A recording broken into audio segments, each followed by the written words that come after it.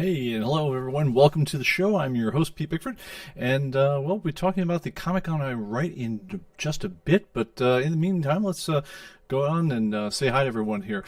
This is the ComicBase Livestream. I am the creator of ComicBase, and I also get involved with a number of other things, but that's the main thing that folks know me from. We'll, for the next hour or so, we'll be talking about ComicBase, about answering your questions about that, a lot about future plans for the Marvel Cinematic Universe, some of the other San Diego Comic-Con conventions, and also getting into some recent auction results that were kind of fun. So anyway, before we get into that, I want to say hi to everyone. Andre, you're first out the gate today. Welcome. Thomas B, great to see you. Of course, our mod, Greg Hecht, is here. So when the spammers show up about 5 minutes from now, they're on notice. Edwin, great to see you. Mike, and Robbie, Lauren as well. I understand you're having trouble with printing. We'll hit that one in just a bit. It's just everyone else. Oro, and Steve as well. Jeff, welcome to the program. Hail everyone. And yeah, Lauren, we'll hit yours first up before we get too far into anything. Yeah, I think we'll hit that one right after the public service announcement part here. For anyone else who has questions for the show, please post them in the chat. If you put them to @ComicBaseTV, I'll know that you actually want us to talk to it as opposed to just talking amongst yourselves or venting or whatever it is. And we'll answer as many as we can before the hour's up. All right. And after that, yeah, let's get to it, guys. Oh, by the way, go ahead and melee that like and subscribe button if you haven't done already. This is the sort of thing that we do, and if you like that sort of thing, hitting that like and subscribe will let you know when we do it next time out. Next time will be our 100th episode, and I can't quite believe it. One thing that's in the announcement stream here is we are finally getting our fiber connection in next week. So we might have to delay the show. Depends on how gross it is getting the connection from the pole into the office and getting everything configured. So, but they are due to do the install that Wednesday. So I don't know that we'll be alive at showtime. We might need to push the show back for a day or so. I hear from my mom just moved into an area across, she's about 30 minutes away, but the first person I knew who personally had fiber, and she apparently can get really fast fiber where she's at, but even though the previous owner of the house she moved into had fiber, it took them like 3 days to get the install right, so hopefully there won't be anything like that for us. But when that gets in, we should be rocking a 1 gigabit symmetrical connection, which is about 40 times, 25 times faster at least, maybe up to 40 times faster than what we're doing on our upstream right now. So I'm really looking forward to that, and we'll tell you about some of the really cool things that we have planned to instantly blow a bunch of the bandwidth. All right, so let's see here. Oh yes, kill that smash button, as Greg reminds everyone. All right, so let's see here. So yeah, let's address your issue if I could. Yeah, so it says you're having a problem printing your statistics on ComicBase. If what you're referring to is just the statistics window, let's bounce over to that one right now. I guess I'm going to go forward one because I don't want to spoil the surprise on something later on. All right, so if you want to basically get your collection statistics, as you all know, the quickest way to do it is go into the File menu, go up to ComicBase Statistics, let it grind for a second. It'll tabulate the stats on all your different things, and then the window pops up here and with your big numbers. There's a option down here for showing breakdowns, and you can, I think it defaults to like publisher, but you can choose anything you want, which basically says let's go ahead and print these stats down here and also include any kind of breakdowns for the different areas that you've chosen there. From that point on, you can either graph them out by hitting the graph button over here to get your value over time. You can hit the pie chart to get a breakdown of how your top 20 or so items listed under the publishers or whatever your breakdown is are reflected in your collection. And then obviously the main thing you want to do is just go ahead and punch preview, and that'll give you the report on your collection's value if you want to print that. That's the easy way to go. And let me go ahead and punch that over to the right monitor so you see what that looks like. And you get a report that looks something like this. If none of that's happening for you, let us know and we'll help you out as best we can. But that's pretty much the story. There isn't a lot more to the basic process than that. But if you are having trouble with it, please get in touch with tech support, and they can always set up a remote session to help you out and diagnose if it's a machine problem or a printer problem or whatever problem you're having. Hopefully we can get to the bottom of it for you. All right, so I think that's the first of the questions. If you guys have other questions, please, by the way, go ahead and just preface them with @ComicBase TV, and we'll hit as many of those as we can. All right, so let me first of all talk about some fairly interesting auction results that came up the last couple weeks. Let me go ahead and pull up my Photoshop, and because I actually did a little bit of planning this time out, so that I could go ahead and magnify things as they went. Actually, before we get to that one, let's talk. I'm gonna throw a couple of them on here on the switcher. So, from the latest Heritage ones, a number of 1940s comics that are of no particular interest came on the market recently, and it's funny because this is a theme that I feel like we've been banging on for at least a year and a half now, is that all those crummy comics from yesteryear are suddenly becoming very, very valuable. And this was no exception at all. So Crackajack Comics from Dell from way back when, featuring such astonishing and absolutely unsuccessful superheroes as the Owl.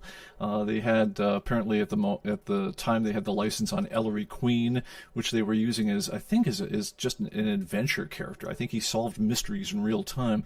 I see Dodger wants to at least make an audio appearance. We'll see if he manages to wander his way upstairs. If so, we might actually have an appearance of the rare, but very noisy today, Dodger. Anyway. But Crackajack finally is, it was always one of these things that, compared to the entries from Marvel, DC, heck, even Archie of the day, these things, Dell superheroes never went anywhere. And so they were always kind of cheap, in the past. I'd say even as late as, the 90s or 2000s, this, a comic book like this, I don't know if it would even gotten more than a couple $100. These ones in the recent auctions just absolutely blew past records. This one over here, I think, is this number 31? I think so. Closing at $1,800. Oh no, that's the 8.0. So that one is my cheat sheet here. I might have this one slightly wrong. So apologize on that one. The closing price on that one, if I've got it right, is $1,800 for this one. They're calling it 8.0 condition. This gave it a valuation difference from what it would be expected to bring, based on CGC breakdowns, of plus 1,100%. It went for over 10 times what its guide price would have indicated it might have gone for. Let's look at some other ones here, because this was quite the auction.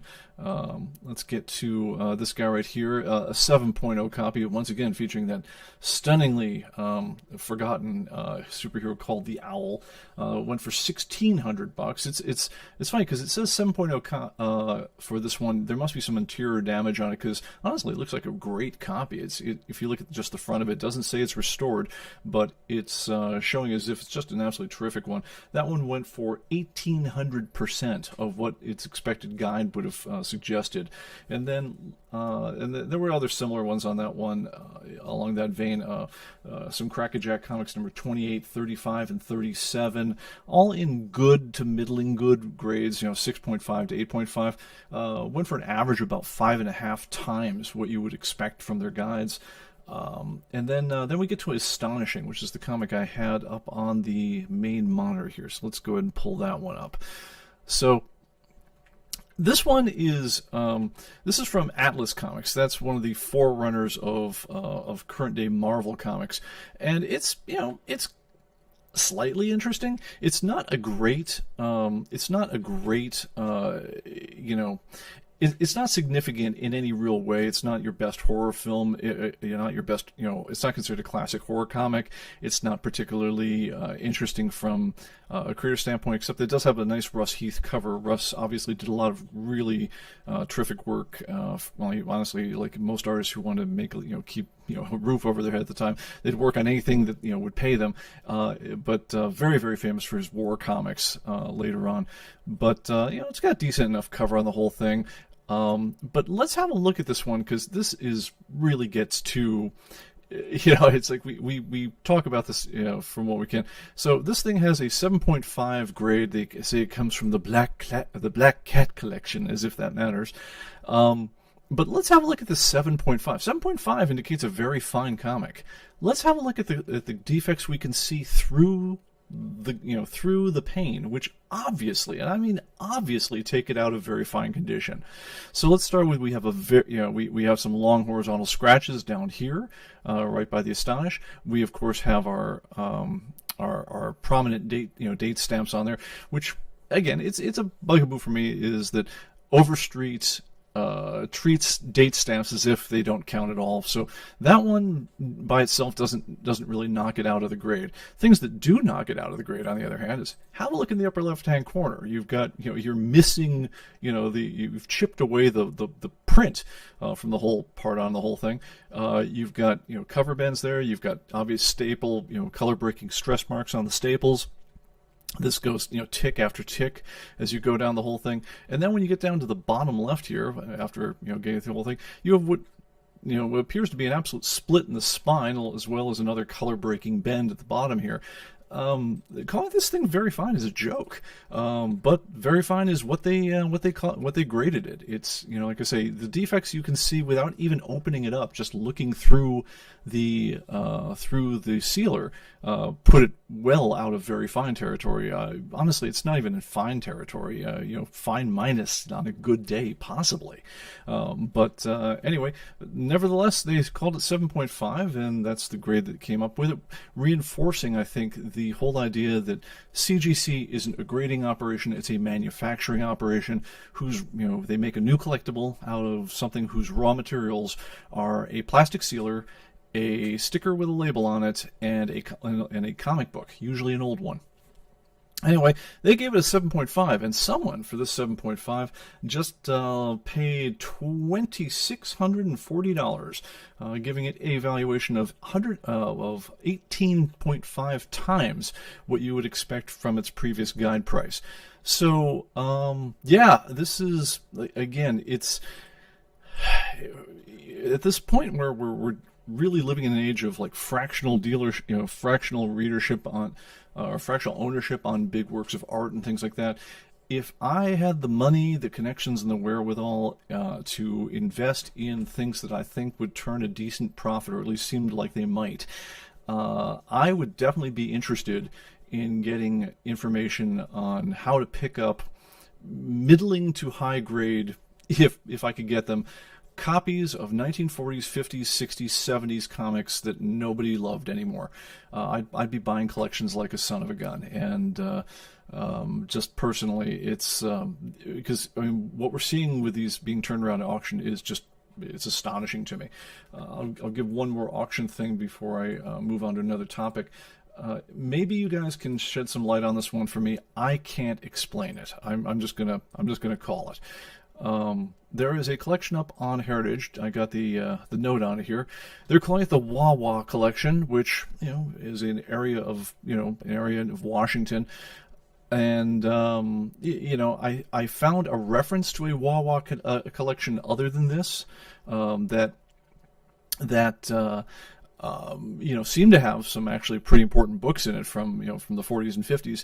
This doesn't appear to be this, or if what I'm looking at here is still the same collection, it's the end-tail dregs of it, because what I'm looking at here as I go through down this one is a bunch of nicely graded 9.8s copies of dead common comic books. I mean, we're talking about comic books that are 1994 here, 1975. We've got some 76s on here, 9.8 copies, All-Star Squadron. These are things that in a sane world are, a nice copy in someone's, under $5 pile. But I saw Alpha Flight #1. It's the Canadian edition, so I guess it's exciting if you're from Canada.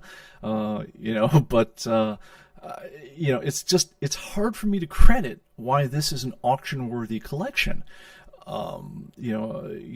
Amazing Adventures, Volume 2, Number 4. This is one of the first comic books I bought at the local Tom Thumb, where I was, I was so excited because I had the number one of this one, and it's like, oh yeah, it's like, because I knew at that point, even as like a kid, the number ones were worth money. So I remember Amazing Adventures Volume 2 came out when I found out later on there was a Volume 1, and I was a little bummed out, found out that ones were considerably more expensive. But Volume 2 came out, it was reprinting early issues of the X-Men. And these are 40-cent comic books. I mean, and they were really 40 cents. They are reprints with new covers on them. And I would normally, again, expect this comic book to probably go for a couple $3 maybe. And, it's a 9.8 copy, which means he bought it off the stand. He took good care of it. But so what? So did everybody else in that era. So if someone can explain this collection to me, let me know. I don't see a lot of bidding action on this one. I'm kind of wondering what was on Heritage's mind when they picked up this whole collection, other than, yeah, it's nice copies of dead common comics. So yeah, we'll go to the chat and see if anyone can let us in on the secret. All right. Anyway, that is the story from me. All right. So. Yeah, yes, even the grading is astonishing, as Oro puts it. Yeah, all right, so it also looks like some spine roll also on that 7.5. Yeah, no, it's great. I cannot credit the grading that you see this one. It's not quite as bad as the Supergirl number 1 that I've got in 9.8 condition, with the half the back cover has got a rip up and down it. But no, I mean it's come on, people are spending money on this book, and if you actually believed in the concept of what CGC is doing is providing a grading service, I don't know how you could believe in this. Anyway, off to the rant on that one. Let's move on to other things. Okay, and let's see, any update on firmware updates for the barcode scanners? Looking for an option for it to turn off silently and not working on the whole house. Wake up the whole house. Yeah. So what Greg's talking about on that one is the wireless barcode scanner. Love the heck out of this thing. We picked them up here. We got some firmware changes made when we initially made a vendor selection on this one in order to handle comic codes on the whole thing. But one thing we discovered late in the game, after we basically said after rejecting 20 or 30 other scanners we looked at, this is definitely a scanner we want. But we realized there's a timeout on. If you leave it on, you can set how long it stays on. You probably don't want to set it so it stays on forever. Although I'm kind of curious as to see what are the real life implications of that one. You charge it through the USB connection on here. That's only used just like you charge up your phone. And I've had this thing on my desk for several months. I have never needed to recharge it. But yes, as Greg points out, the one thing I don't love about it is that even though you can control how loud the beeps are and things like that, someone at the company decided it was a really great idea to have it so when it's powering itself down, so in other words, you're going to have to press it once to wake it up, that they thought, well, we'll warn people that's coming, and we'll do an excruciatingly loud beep when that happens, or at least it seems really loud in a quiet office. And so we did reach out to them and said, hey, we have an interest as a company in getting a version of this one where we can configure that beep to not ever happen. And is there anything like that possible? And they said, yeah, sure, it's possible. Let's talk next time you order about 1 billion scanners from us. And so anyway, the next time we order about 1 billion scanners from them, we will ask. It'll probably be something that's factory done, unfortunately. So it isn't something where I don't believe that these are flashable by end consumers, which would include us. So if you've got one, I would say that is the only thing I don't absolutely adore about the wireless scanner. But yeah, that beep, now that we're mentioning, I am going to do some testing of what if I just set it so that the timeout period is essentially infinitely long. How long does it take me to drain the battery? Because if it turns out that the whole thing only ever really draws power when I'm pulling the trigger, well then maybe that's an answer. So I'll look into it. Okay, so I think that's about it. Is that the Walla Walla collection or the Wawa collection? They said the Wawa collection, and I have searched high and low on the Heritage site, and I cannot find anything interesting to say about it. It doesn't say anything interesting about provenance. It doesn't show up on a pedigree list. I did find, like I say, an older collection from Wawa. which had some really, it was from a while back, but it had some great old 1940s books in it. But that just, I mean, like I say, if this is the same collection, it's the absolute other end of the collection. So I do not know. All right, so let's see. I think that covers the comments for now. Even the grading is done. Okay, so yeah, we got that comment. All right, so let's have a look at some of the things we saw at SDCC. By the way, another thing, I'm going to throw a request out to the crowd here. I have been able, at least as of about 2 hours before showtime, to locate numbers on the attendance this year at Comic-Con. I watched a number of live streams from the show floor. It looked, honestly, it looked like traveling back in time to the 90s, except everyone was wearing face masks. In terms of, yeah, there were a couple aisles that, got a little crowded as you're going, but nothing like the kind of madness that we saw, going back, say, 4 or 5 years ago when, basically the time after Hollywood moved into Comic-Con, where all of the main show floor through most of the major parts of the day, the central parts of it, it was just hard to move. You're constantly pushing past people or, walking sideways to get past folks. It looked much lighter. I'd say visually, I'm trying to gauge by when people were taking their live streams as far as what I know. I'd say it felt like maybe a third less people than I would have expected at the peak years, but I haven't heard any numbers to substantiate it one way or another. I'm curious if any of you guys went, or if any of you guys have heard any stats on that one, because I'm definitely curious as to what the numbers the show turned in were. All right, but anyway, so from that. DC got a lot of stick on the show for not really bringing their A game or their B game or much game whatsoever. Marvel probably garnered the majority of the attention from the show from things that weren't either the Rippaverse, which we covered last week, or the various movie properties, Lord of the Rings and so forth. So let's talk a little bit about their time frames as we go here. And let me see if I've got that one up on... I think I've got that up in Photoshop, because I think after a lot of unsuccessful ways of trying this, I think I've decided that Zoom in Photoshop is probably my friend in terms of being able to show you things and then make them larger. So let me go ahead and pull that up on the other screen here. All right, I think we are done with Astonishing, so let's put him away. All right, so let's so Kevin Feige from Marvel went and proclaimed that Phase 5 is about to begin. Phase 4 is, it's coming to an end, and so we have a bunch of new stuff for you here, and we'll get to that in a bit. But let's talk about where we've been. Phase 4 Marvel. And just a brief recap of Marvel's recent efforts, in the post-pandemic world. Everything below the line, as far as I can tell, is a TV property from Disney Plus. So we had WandaVision, which started out interesting, got kind of weird, and then eventually got kind of awful. Just in terms of, if nothing else, in terms of the moral messaging of, oh yeah, it was very stunning and brave of you to essentially kidnap and hold hostage a village full of innocents. That's the stuff that heroes are made of. Wanda, didn't you know? So you can deal with your feels over your lost husband, the Vision who died in Endgame. So there's Marvel Loki, which again I think, especially on the back of Tom Hiddleston, there was a lot of interest in this one. He's a really engaging actor. He turned his great performances in, I think certainly in the Avengers movies. I didn't see a lot of the Thor movies, so I couldn't speak to him in those ones. But the later reaction from the show was not great. It seemed like he basically got made into a co-star in his own series, and it's one of these tropes that unfortunately seems to go on where very important male, whether it's the hero or the antagonist, are constantly being lectured, schooled, and shown how to really do things by their much more capable female counterparts, and that was definitely the rip on that show at the end. Shang-Chi, the Legend of the Ten Rings, Marvel's, I'd say, first true box office disappointment. So I guess this isn't divided as neatly as box office, not movie slash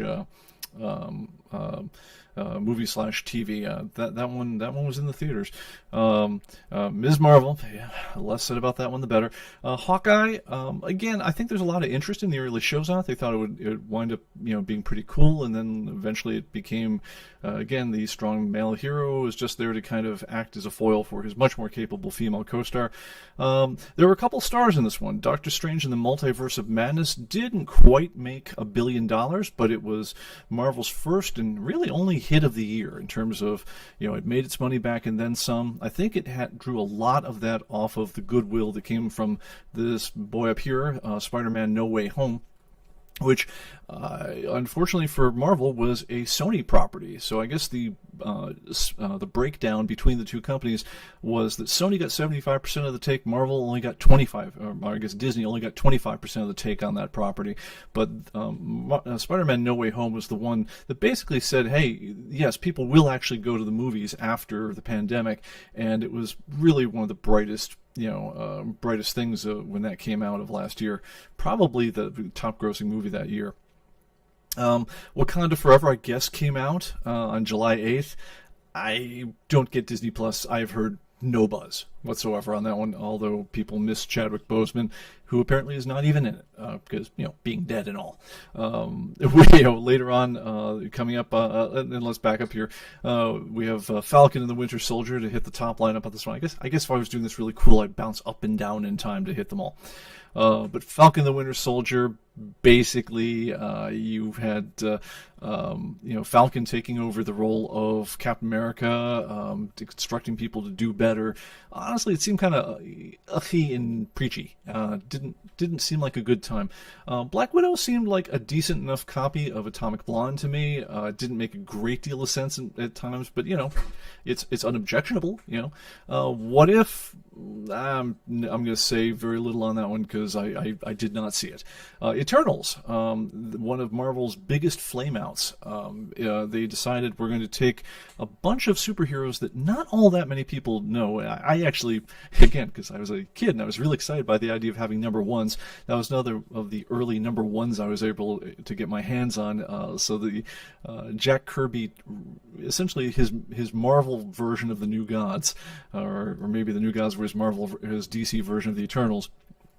I thought they were kind of fun. I liked them. I like the references to the Greek mythology, no matter how Kirby-esque and over the top they were. Unfortunately, they took this kind of really crazy superhero group. They doused it in identity politics from head to bottom. They gave it to a Chinese art film director, and with no previous big budget superhero experience on the whole thing, and the whole thing sounds like an interminable mess. That one cost them a bunch of money. Spider-Man No Way Home, obviously, that was their standout of the year.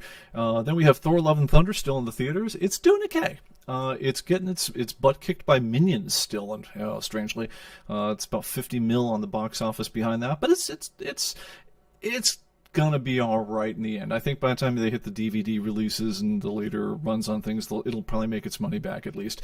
Certainly not the kind of box office that we're used to seeing from Marvel, but yeah, it's that one. I'd say Marvel. If you look at the overall on this one, they've had basically 2.5 hits on this one.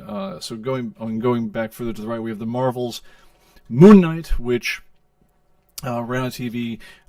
Again, I think the character's really interesting, but it landed with a thud. They're going back to the well for Guardians of the Galaxy Volume 3, sometime next year. May 5th is what they're saying. She-Hulk is coming out. Yet another stunning and brave, empowered green heroine this time. They're going to have a new take on Blade. No Wesley Snipes this time out. Probably not taking as hard, really of a horror-tinged edge of that as the movies from the 90s had, but we'll see what they do, but I'm not expecting a whole lot, I gotta say. And then the third entry for Ant-Man and Wasp, which was, I think was one of the most forgettable of the Marvel properties that have come out in that whole thing. So that was kind of like Phase 4. That was where we were going. Let me check chatting here, because I spouted a whole lot of opinions on that one. Let's see here. Below, yes. Greg points out above, below the line is just random. They're TV shows and movies on both sides. Yep. All right. Wakanda Forever doesn't come out yet. Just a trailer at SDCC. That's what I thought. It's so I don't know why they said July 8th on that one. It's because I thought that was still on the horizon. But again, it's going to be weird to see how that property works without. It's a Black Panther movie without Black Panther, so we'll see how interested audiences are in that one. The theory I've heard from, come off live screen here for a second while I attempt to pontificate on this one. The theory I've heard from industry types is that Black Panther was found money. In other words, there were people that they weren't normally able to target, which is to say black folks, that were lining up around the block to see Captain Marvel, and that all the not Captain Marvel, but Black Panther. It got a ton of industry buzz. Obviously, honestly, there was almost a tone amongst the film critics that thou shalt not, criticize the Black Panther movie in any way because it is Marvel's black movie. Whereas I always thought that Blade was kind of cool and happened way earlier. But to hear the industry say it was the first time that you ever had a black superhero, so that was exciting. Anyway, but yeah, Marvel, the execs seemed really to think that, hey, this was money we didn't have. They were never going to come as our customers other than that. So every time we sold into that audience, this was all new territory for us, and so why not hit it as hard as we possibly can? So they, I don't think there's any denying that they were successful with the first Black Panther movie. It spawned a ton, and I do mean a ton, of follow-on comic books, which are not, I'm just speaking for my own comic collection, because we kind of have to buy one of everything just to feed the database. Let's just say we got a lot of Black Panthers sitting around that you can have for their stated, usually cover price. So I'm not sure how well those are moving, all things considered. I think people came for the movie, and that was about the interest in it. I do think Chadwick Boseman turned in a great performance in that one. Didn't I have issues with the plot. Well, the whole concept of lots of parts of it, but that's typical comic book griping on my side. But can you extend that to, do we want to see the further adventures of a black ethno state that's separated but no longer from the world, dealing with high-tech science-y vibranium things? Who the hell knows? I guess we'll find out. All right, so anyway, that's the slate from Phase 4. Let's take a quick look at Phase 5, because that's supposedly the news on this one. And then let's get on to, I think I might have a take on this one that might be a little different than every other people's. So going back to the main screen over here, we're kind of picking up from the other slide, kind of not. So forgive me, because there is some overlap between the two on the whole thing, because we mentioned the Quantum Mania before. Secret Invasion, which could be fun. I'm actually, this is, I think, the dark horse in this whole thing, but I think this could come up, and it might actually be good. You don't know. I also don't know what to expect from Guardians of the Galaxy 3. Will it be, will it be the same fun we had with number 1, or will it just be like a played out thing by then? Don't know. I guess Loki's picking up a second season. Less enthused. Again, I don't see a lot of enthusiasm in the realm for Marvels or Blade. Really, really, Ironheart, which I guess is the much smarter, spunkier female, and basically it's a little diverse kid who's going to explain to Iron Man how to be a better Iron Man. I can't stay away fast enough. There is going to be another Daredevil series. He's getting extended. Something good might come out of it. Don't know. Extending upon the WandaVision, we've got because of course Agatha Harkness, which in the comics was just I think she was just the tutor of Ben Richards of Benji Richards or whatever else at the time. I'm getting the name wrong. Franklin Richards, I believe. That's the kid, right? Hope so. Anyway, originally she came in as she was a witch. Everyone knew it in the comics, but now she's a really, really important witch, and they're going to build a series around her. We got another Captain America movie coming in, but I believe, honestly, I don't know the details on that. We're going to throw in a Thunderbolts one at the end there. Anyway, so I'm looking at the whole thing, and the crowd reaction has not been overwhelmingly positive, and this is amongst folks who were serious comic fans. Sorry, I gotta figure out a way to switch between those two and automatically kill the zoom in key. At some point I'll go for a second round of my macros here on my switcher board.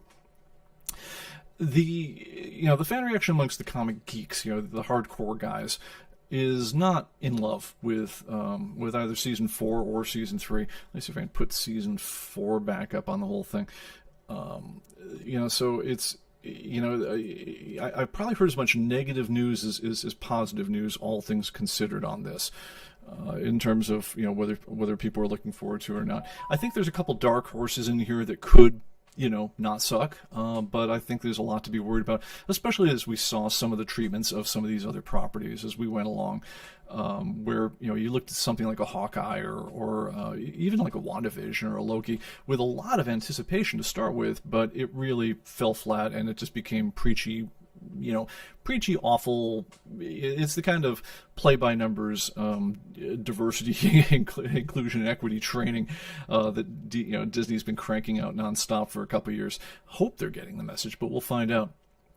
But as far as meat for regular comic fans to chew on, don't know.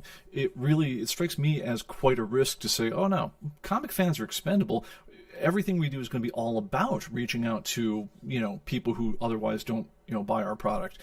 And if we insult the people who do buy our product and tell them they're all they're all fossils and out of touch and things like that, that's a ballsy strategy. It's not one that I would use to tell my own business. It's like, oh, hi, all the people who buy ComicBase, yeah, I'm kind of over you guys, but all you people who've never bought a collecting program in your life, you're the market I'm after. Yeah, that's not something we're going to be doing here. Anyway, but we'll see what happens with Marvel on that one. But another thing struck me about the whole thing is there's a real question about the quality level of the productions in general. And it doesn't just start with dodgy green screen effects and things like that. Is the budgets on these ones are very, very much more... let's face it, they're just cheaper. A lot of them are made for TV. They don't really get a theatrical run if they're going to air only on Disney Plus. They're there to sell Disney Plus subscriptions. A lot of them never were going to go anywhere. And honestly, of the ones that are really your big name properties they expected to make, be like printing money, a lot of them are really disappointed. Eternals was a freaking disaster for Marvel. So what it seems like they've decided to do in the latest round of things is they're going to go cheap and throw every damn thing they could think of at the wall. And I'm looking at these properties and I'm thinking, oh wow, just cheap, knock it out. Don't care if they don't need to be the $1 billion movie, clearly, and if they did need to be, wasn't going to get you there. But I mean, we're looking at it, even the characters. I mean, you're not talking about Captain America, the Hulk, and Iron Man anymore. Now you're talking about Black Widow, Ms. Marvel, Hawkeye, Shang-Chi, She-Hulk, and Blade. Blade was actually kind of a joke character to start with, and Wesley Snipes and that whole thing actually kind of made him cool. But all these ones here, and I'm sitting there thinking like, wow. Where have we seen this before that we're just basically taking characters no one's ever heard of, throwing them at the wall as fast as we possibly can, and seeing if any of it sticks, and just pounding the series, just absolutely pounding the content? And the answer, of course, is right about where all these characters came from to start with, which is, yeah, we're just doing the 70s again. It's, this is what Marvel did in the 70s the first time out, and I guess we're just going to do it again. So, I mean, let's look at where these characters came from. So, of course, I had just had Luke Cage up here just because it's everything that we expected. But anyway, that was the TV property. But, let's have a look, Black Panther, which I just spelled as Clack Panther. Black Panther. All right. And this, let's call it for what it was. This was blaxploitation hero making. We had Kirby going on for the whole thing, so at least you had the crazy element going on. But it was a time in comic books where you would literally put black in front of the name of any hero you had before, and that's your hero. That's the whole concept. You got a character. It's I don't know. You got a Panther. You got Black Panther. You got lightning. You got a guy's really fast, but he's black. He's Black Lightning. Lather, rinse, and repeat. And of course, this one debuted in 1977. Let's have a look at some more. Shang-Chi debuted in something called Special Marvel Edition. This was a compendium title for basically throwing out whatever stories you could get away with that weren't particularly. You don't think that they would actually have go anywhere. So you had some reprints of Sergeant Fury. You had some reprints of Thor, and then you eventually came up with, hey, Kung Fu movies are selling, so let's do a Kung Fu character. And so we got basically Marvel's take on Bruce Lee. So Shang-Chi, the master of Kung Fu. And he, of course, hit in 1973, which, by the way, is a decade that the Minions do a great job of making fun of, which, again, if you haven't seen that movie, you can have a worse time with the kids than checking that one out. Let's have a look at some of these other ones. Moon Knight debuted just, I forget, was he a Special Marvel Edition, Marvel Special Edition? He got his own comic book. That was in the 70s. He got his first comic book, Moon Knight Volume 1. That was just in 1980. She-Hulk, I believe, just was in 1980. But, we had, let's say, the Eternals. That wonderfully strange Kirby aspect of the whole thing. Comics for 25 cents, 1976. I'm expecting any moment now to see Spider-Woman and the rest of the crew, show up. But what we're doing here is we're doing the 70s all over again. And so that's when I'm looking at Marvel's slate. I think we've got to brace ourselves for an era where, just like Marvel had a particular genius when it started out. I mean, think about, where Marvel was in 1961 when they were going to introduce the Fantastic Four. For a decade or so, under the name Atlas and so forth, they'd been publishing every schlock, throwaway, B-movie, C-movie comic, comic monster you could do. They had a copy of everything else that was selling. They had their teen romance, was it Modeling with Millie, Night Nurse and whatever else, Nellie the Nurse, whatever else. You had your bad B grade, war comics. You had your B grade monster comics. If it was cheap and you could make it, you could basically, you got one artist, one writer, you got a colorist who's coloring like a jillion books a month, and you got Stan Lee as the only full-time employee of Marvel. Was he was basically was like the nephew of the publisher or something, and he's kind of just knocking the whole thing together and keeping the lights on while he's not running coffee. He eventually got given a chance in the final issue of a comic called Amazing Fantasy. There was another of these failed monster anthologies. They were going to cancel it anyway, and he said, I got an idea for a character, and in order to keep, the legend goes, in order to keep the character names simple, he always used alliteration on it. So it's like, all the major characters. Always, that's why he does things like Reed Richards, Susan Storm, But he came up with a nerdy kid called Peter Parker, and he let him get bit by a radioactive spider and take on the powers of Spider-Man. And what do you know? The dang thing sold. And so, as soon as they got the sales reports in, that became Amazing Spider-Man #1 the next month, and then they were off to the races. Then he had a number of really great successes with things like Fantastic Four, Incredible Hulk, and so forth. For a while, it seemed like everything that he would touch, along with they had a couple of really stalwart artists over there. They had Jack Kirby, they had Steve Ditko, and so forth. Stan Lee would basically sketch out the framework for a story. He's like, okay, that's all I got. That's the deal. You go pace it, draw it, lay it out, whatever else. You had some hardworking inkers that were able to put some actual bones to the sketches and so forth that the artists would knock out. Color it fast, print them fast, and they were printing money before you knew it. I think some of the things that made Marvel really interesting back in the 60s, something that the market hadn't seen up until that point really, is the comics were set in the real world. So instead of being set in Gotham or Metropolis or name the fake city, and that's when we do trivia at Christmas time, we'll have to do a fake cities trivia game of where which fake cities different heroes were inhabiting. But his heroes lived in places like New York City. And they would be at recognizable landmarks, and they'd interact with real people on the street. And it kind of made the whole thing kind of magical, as if these people were like, powerful beings in a world that you'd actually heard of. It wasn't a pure fantasy. It was a mixture, of the world that we all knew and other stories were set in, with the idea that there was somebody with extraordinary powers who walked amongst us. That was new. Another thing that they did, they weren't the first to do it, but they did it more effectively than almost anyone at that point, is the heroes would interact with each other as a matter of course. DC came up with the idea of the whole thing.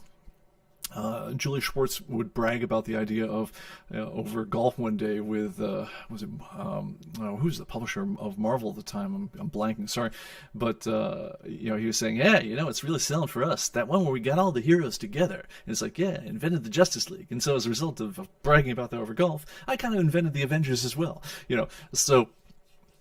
But all the heroes would regularly wander into each other's books. They would regularly, bump into each other and so forth. And this, again, it gave kind of a grand world view to the early Marvel books that really wasn't something you saw quite as much with the DC books. I mean, Batman and obviously when they got together, you had the Justice League, you had that, but Batman and Superman obviously had their long-standing team-ups that would go on with that.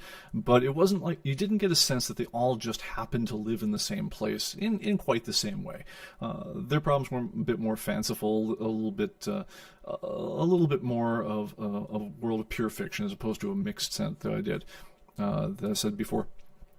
But the other thing that I thought that was really cool is when Marvel went and did their cinematic universe. So you can remember, speaking of the 70s, what comic movies were like before what we now call the Marvel Cinematic Universe. If you're dying to see a comic movie, and what you saw, there's an animated Spider-Man cartoon in the 60s and I think early 70s. You had Batman, who had managed a live-action, very, very jokey treatment way back when. But after that, it was an absolute ghetto until there were shows like, The Incredible Hulk, with Lou Ferrigno, which was hokey as all get out. I mean, we love Lou. I mean, he's a good guy. But, you got to admit, the show was hokey as all get out. And if you didn't see the appearance of Thor in that one, that was something to see.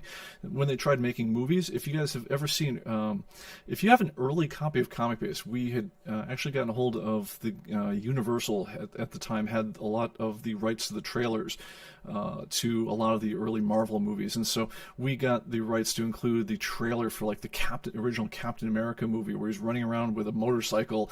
And he's basically, I don't know, it's like a daytime TV movie starring a colorful version of Evel Knievel. The Doctor Strange movie was at least weird, but again, almost indistinguishable from a soap opera. Really, really bad stuff. And the less said about the original Fantastic Four movie, the better. I mean, we couldn't include it because everyone's trying to deny that the thing ever existed. But if you've ever seen the sponge rubber orange suit that they had the Thing wearing, it was truly special. I'm sure there are clips on the internet someplace of that one. We can't include them for copyright reasons on ComicBase, but that one was a mess. But that was the state of play for comic movies up until probably the Superman movie with Christopher Reeve. And so up until the early 80s, you got nothing. And then for a number of years after the 80s, Superman kind of, he did his thing. He kind of crashed and burned by the second or third movie, depending on your opinions. The Batman movie came out. That was huge. Marvel, meantime, is absolutely sucking wind. They've got nothing to compete with that. And then they got their act together with what, again, we refer to as Phase 1 of the Marvel Cinematic Universe. And the movies were amazing. The special effects were great. The CGI had actually gotten to the point where you could do it. The storytelling, generally borrowed straight from the comics, in many cases. It was sharp. You had folks with decent actors, that were putting on the roles. They took the costuming seriously. They took, everything else seriously about the whole thing. And, suddenly they realized that, wait a minute, this is costing us some money. These are not cheap movies to put together, but they were really, really making an impact. And suddenly, by the time you'd done a set of these, and they got the idea of, we're going to tease the next movie at the trailer of the next one, and it would all be building up to a bigger story. And before you knew it, after a number of years of this, you're basically printing money. These things were, regularly, bumping past $1 billion on the world market. They were one of the first U.S. exports that the foreign markets reliably just ate up, because these stories really do transmit to a larger global audience in a big way. And they would eat the licensing up, they would eat the characters up. Didn't do a ton for the comic sales, unfortunately, but it made it so, so basically everyone who was laughing at us for reading comic books on the bus and whatever else, suddenly every one of these guys knew who Captain America was. They had Punisher T-shirts. This entered pop culture in a way that, as comic fans, we'd never seen before, and that was really glorious. And it really all kind of came to a crescendo with Endgame, when they wrapped up the Infinity War saga, and then at that point a lot of the main actors who were contracted to go through the initial movies said, okay, yeah, we're going to tap out, our time is over, and then they decided, well, what do we do for an encore now? And at that point Disney had bought Marvel, or was at least close to it, and I think the love of the initial comic properties, not quite there anymore. I think they were just known as commercial properties at that point. And when the streaming services entered the game, it really became a question of just how quickly can we spam this stuff out there. Basically, we don't want, we don't need to get, the grand slams all the time. Can we get base hit after base hit after base hit? And so, just like Marvel did themselves in the 70s with comic books, they knocked out all sorts of topical ones they thought would appeal to at least some kind of audience. And so that's why we're seeing, we have a Pakistani Ms. Marvel, we have the uber feminist Ms. Marvel, or Captain Marvel. We have, again, it's interesting to this group, that group, the other group, but honestly, they're at that point playing with the B-grade heroes, just like they were doing with the comics in the 70s. They're not leading with with their best stuff, but they're doing a lot of it. And it doesn't need to be completely uninteresting. And they figure that as long as we do it fast enough, we do it cheap enough, it doesn't matter if a lot of it kind of stiffs. People will watch it because it's a little entertaining.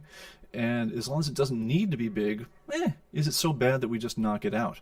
So I think that's kind of where Marvel's going back to right now. I don't think they're planning for it to lead up to anything. I don't think they have a big plan in mind like they did with, the way that all the different appearances of, the Hulk and Captain America and Iron Man, that all led to the Avengers. And then Avengers led to even bigger sagas. I don't think they have plans like that on their mind. I think they're gonna, basically recap what they got with the Secret Invasion. Which is kind of a retread on ground that's already been covered, but I don't think we're going to see a lot of these B-level heroes. It's not going to build up in the way that it did before. But I'm going to be a little bit more white pill on this one than maybe some of the other internet people are going to be on this one. And I'm going to, I guess, temporarily at least say, maybe it's okay. Maybe we don't need the big movie right now, or at least not for a while. I mean,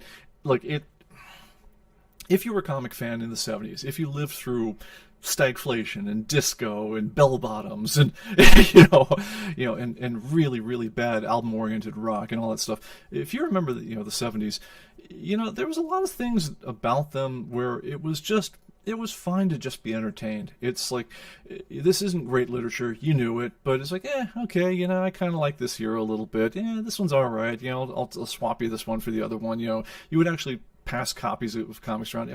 I mean, everyone knew, at least on the court I grew up on, that the gold standard of things, the ones that were really cool, in terms of the comic books, were things like the copies of Amazing Spider-Man with Green Goblin and stuff like that. I mean, that one got read to shreds by all the kids on our block.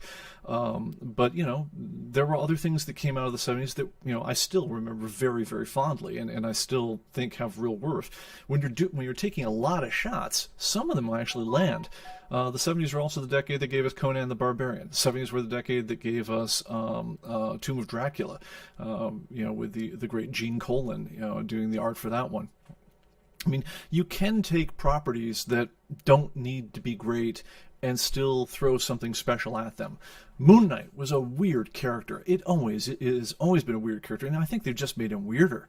You get a character basically schizophrenic at the whole thing, and it was always strange. But Bill Sienkiewicz's run on Moon Knight for the first series was actually really cool, and the first time a lot of us got to see an art style that was as weird as Bill Sienkiewicz's. It kind of broke him into the mainstream and really opened the era for some of the wilder, more stylized art styles that really some were awful, but some of them really were cool and let comics go to a more mature, more interesting place.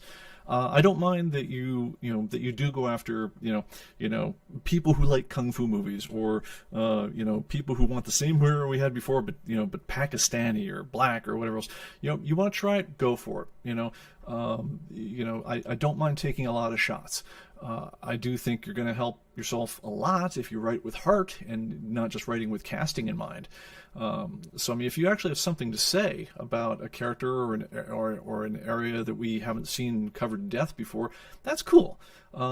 Probably, I would, the advice that I will undoubtedly, have fall on deaf ears, to any creatives who are associated with these projects is, don't write them as if they're a person who's exactly like you. Write them, if you're going to write, if you're going to write a story from a culture or a time or a place that's different than yours, write them as if they're actually members of that society and not just a differently colored version of a college student from, with a journalism degree or whatever else, out of Columbia.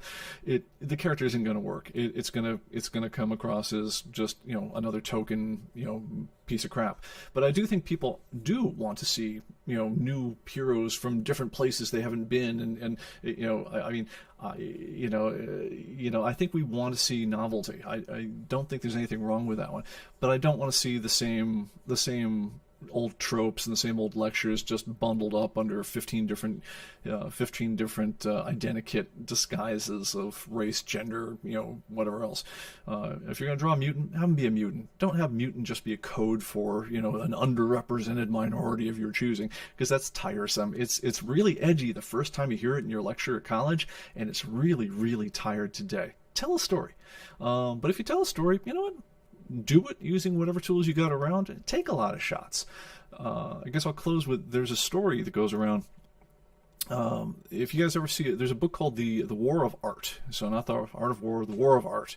And it's written by a guy who's just talking about the struggle if you want to create something, of how you go out there and face the blank page every day. I mean, it's advice to someone who's trying to make something of how to get it done. And he tells a story of, and it could be apocryphal. It very likely is. Don't know. Probably doesn't matter. Basically of a ceramics class where the teacher splits up the group of students and all things. All right, guys, everyone on the left-hand side, you're going to get judged by, basically, you get judged on the best pot you make. So until the end of the period, or you get to make make as many pots as you want, but you're going to bring me up one pot for judging. That's the pot that we're going to judge you on. That's your group grade. That's the project. The other half, he said, is you guys get judged on what poundage of pots you make. So you bring me a metric crap ton of pots. Yep, the more the merrier. That's your grade. Is you're just getting judged on quantity. And he said the interesting thing about this one is, the group that gets judged on the one spend all their time, discussing and arguing and forming and refining the one pot and turning a pretty damn good pot at the end of the day. But the group that get judged on the poundage of pots, of just knocking the damn things out, start out making really crappy pots, but because they were making so very, very many of them by the end of the whole thing, their pots, on average, were actually better than the other guy's one pot, because they were getting very, very skilled at learning how to knock it out. And so I think there's something in it for that. Take a lot of shots. I mean, I would say to Marvel, and clearly you have in mind to take a lot of shots. Do it with some heart. Try to learn from mistakes. But you know what? There is a chance that, amidst all this cruft, and most of it will be forgotten, will be some things that make us, we'll at the very least remember, fondly. But within that said, I do think you've got some money, you've got some budget for, and especially on the movie front, you got to come up with a couple of things that are legitimately great, that really take the characters to heart, that are of an epic scope, the kind of thing that makes people want to go to a movie theater as opposed to just seeing it on their TV set. Because otherwise, we just get thrown back into that depressing period of watching the 70s, where, yeah, comics were for kids, for most of that.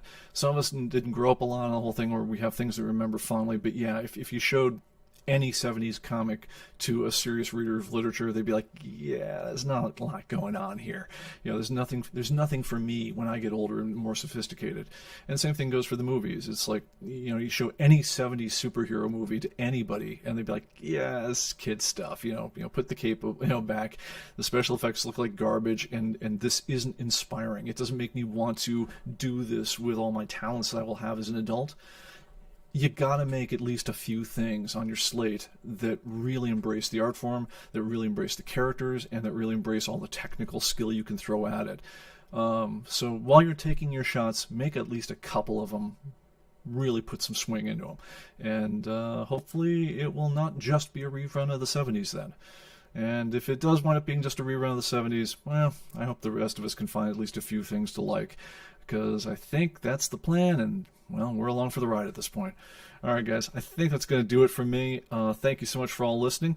And, all right, and I will see you all next time. And internet permitting, I'll keep you all posted. Look for the website if there's going to be any kind of change in our status for next Wednesday due to getting the internet installed. But if so, we should have a really rock-star connection when we finally get it going. And I, for one, am very excited. Talk to you then. Bye-bye.